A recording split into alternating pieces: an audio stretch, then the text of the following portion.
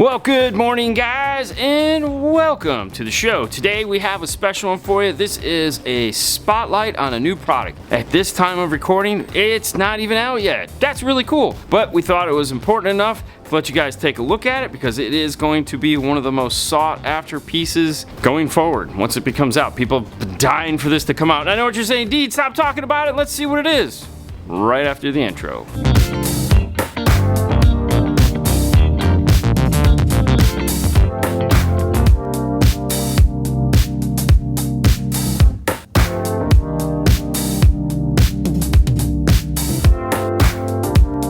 In this modern world of integrating into a factory stereo, because they're becoming more and more exciting and we just leave them alone, and premium audio and all this other fun stuff, there's one company that has been doing these interfaces that, well, a lot of people don't know all the things that they integrate into. And this is the Idatalink A2B. This is going to be the first foray into amplifier integration for them from this company. We have been using tons of ARs to integrate into amplifiers and DSPs from companies like Arc Audio. Electromedia is also throwing their hand in there, and they do have some pieces that will integrate into it. In the past, they have some in the future. Kenwood used to make an amplifier, and there was even rumors that Audio Control was working on a piece, and then anyways. Also the DSR1, we can't forget the DSR1. Definitely one of the most popular interfaces for getting into that factory, unlocking it, and we have used probably thousands of those. It feels like a ton. Let's just say a ton. The next one to come out is the A2B, and this is kind of different from anything we've seen in the past, and that's important.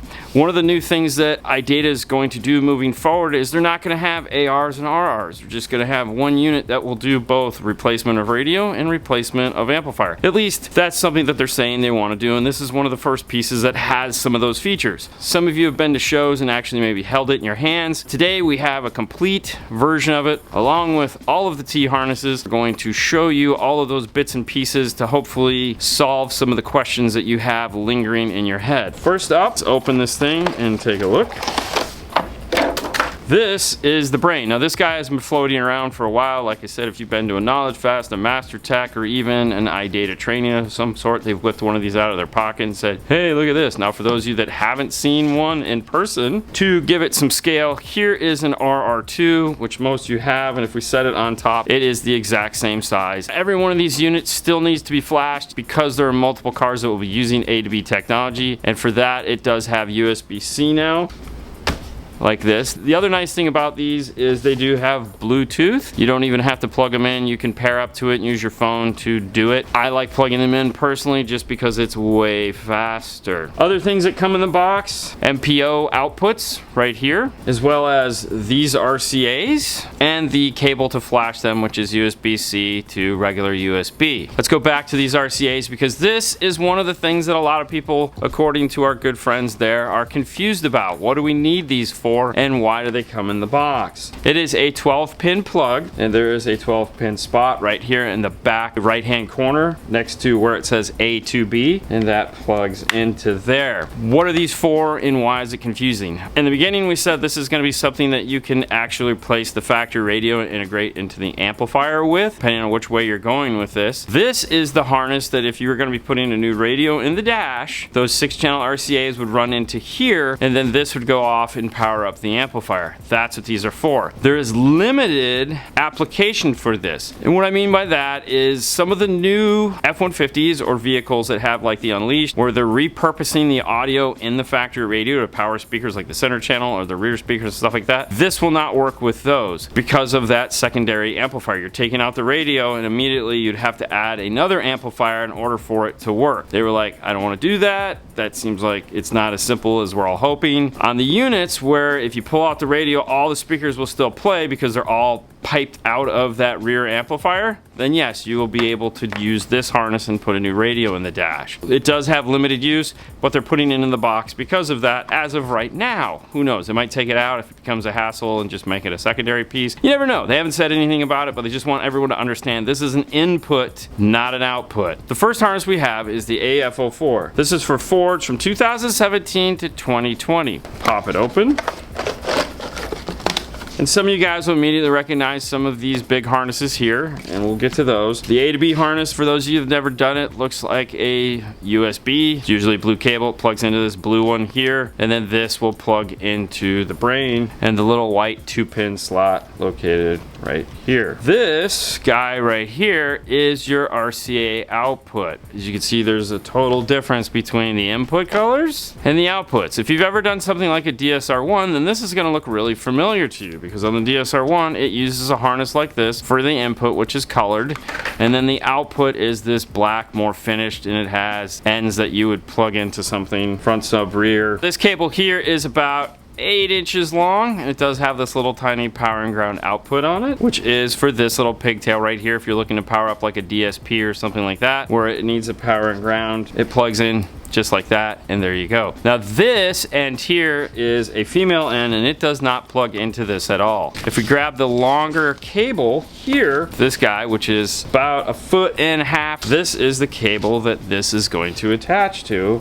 like this. And if you notice, these have male ends on them. That way, if you're plugging it into an amplifier or a DSP, hopefully it will not be more than 2 feet away from the source plug here. Otherwise, they do have the extension cables that you can buy to make this longer. They've made this like their new harnesses, and then it's a nice Y, so it's solid coming off of the plug down to a point, and then it Ys off. On this end, these are designed to go to the A to B unit. White input goes to the black power plug. Green is on the A to B logo side. Your big power plug is on the same side as the main power plug, black to white there. Off of the blue harness here, just like others, this is all your speakers. This goes directly off to them, so you can hook these up to your amplifier or whatever you're going to be doing and power that up. Simple clip in. The big gray harness that you'll need for this installation also has the speaker wires off out of it, and then 2 CAN wires with a black plug that is 8 pins, plugs right in underneath the A to B, and that is it. This would be a done configuration going into that Ford 17 to 20 using the bigger plugs and the standard A to B interface. And an F-150 or like, this would go into that corner, and then this would run off to your DSP. Next up is the AF05 harness, which is Ford 2018 and up. Up to what? Don't know, but right now it's up to. Pulling the harness out of there, same blue harness we had in the 4 is in here, plugs into that same little white input here. Something to take note of when plugging in this white cable. Right next to it is a brown, and it is the same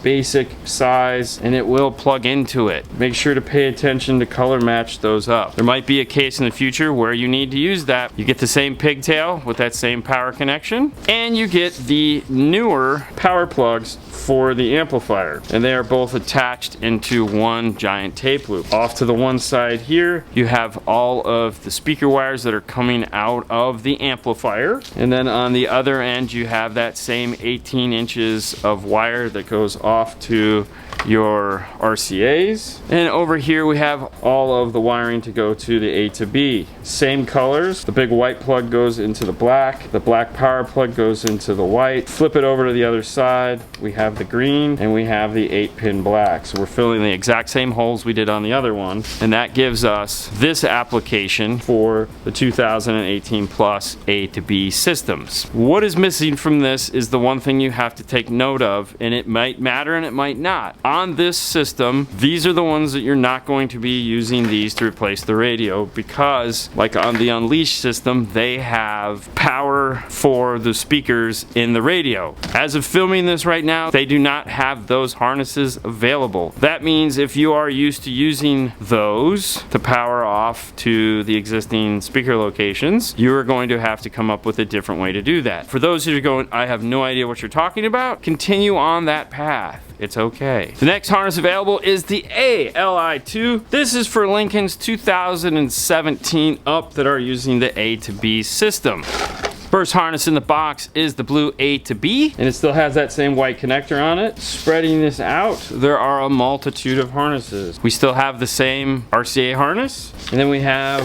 one of 3 harnesses, which is our first main harness here that has our RCA end on it. And then on the other end of this harness, we have our 4 plugs. The big white one that goes into our black input, our black power that goes into our white input, green located on the A to B logo side, and the 8-pin black located right next to it. And that fills this up, and that is a complete harness. Next up, we have two more harnesses that are just speaker wires. So we have our gray and our black, and these are all just the output speaker wires to go off to our amplifier. And then the little guy here, which is for our power output right there. And this is what comes in the Lincoln 2017 Up. With the harnesses out of the way, let's take a closer look at the unit itself. Over here on the side, the little MPO output is a 3-pin located next to the green. These will be for future use and stuff like that, because there are a lot of things that this is going to do that we just can't talk about yet. On the other side, you have your TOSLINK. You have an input and I'm guessing an output. There again, some of the future use that this thing is going to be capable of doing is pretty awesome, and I'm sure we'll get the opportunity to talk about that in a later video. So if you don't want to use the RCAs, you don't have to. You can directly take this off into your processor if that's the way you'd like to run it. As always, the software is key to this. This comes as a, what I like to refer to as a dead box, meaning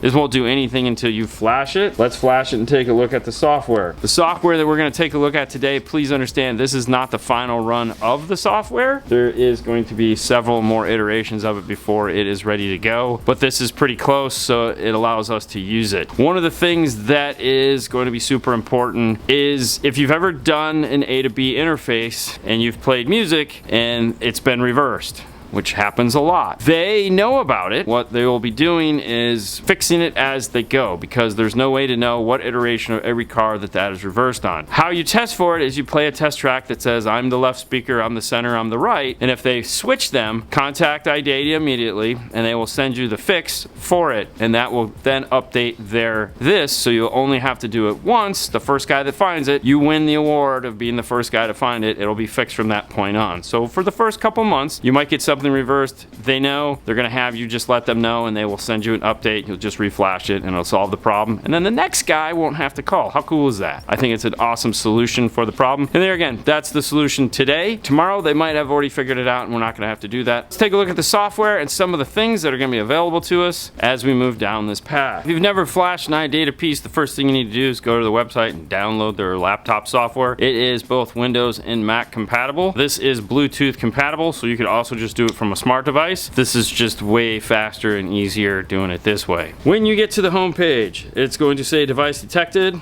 And down here on the bottom, if you scroll up, this is an update for the Bluetooth. So if you're having some kinds of problems with your device and you cannot get it to connect to your phone, this is why. Plug it in, do this update. We are going to choose flash by vehicle. We know that the most popular application for this is going to be some form of a Ford Bronco or F-150. Not to say that there aren't other vehicles, but let's be honest, those are the two most popular ones for upgrade. In this case, we're going to pick a 2022 Ford, and that gives us the A to B for the F-150. It's going to give us a picture of the radio. Now this isn't always the case, meaning it's just a placeholder. Click the green circle and that will allow you to move forward. In this case, it is giving us 4 options at this time. If you're going to be doing this unit as a standalone, meaning you're using somebody else other than what is on the screen, you can do that. You're going to select all. If you're using an ARC audio processor, select ARC. Now if you're wondering what this one is for Kenwood, this is the classic DSP 6600. If you have one of those, great, it will function. However, the unit itself does no longer support Bluetooth, so it is an end-of-life product. My guess is they'll eventually just take this off of here so they don't confuse anyone. That is a Kenwood issue, not an iData thing. We'll select standalone. Selecting aftermarket amplifiers you are installing. If necessary, enter serial number, follow the screen, select all. It's going to give you the firmware. Select. This page here is the feature page. This one is going to be the most fun. Depending on what A to B system you're using, this is of course going to have different information available to you. This right now is the most features, which is why I want to show it to you, because it's the funnest one to look at. First, you have tone control capabilities, bass control, treble control, mid control. These are by no means what they have to be. If you would like the bass control to control the subwoofer, you can select that, and now tone control for bass will be gone. Selecting your mid,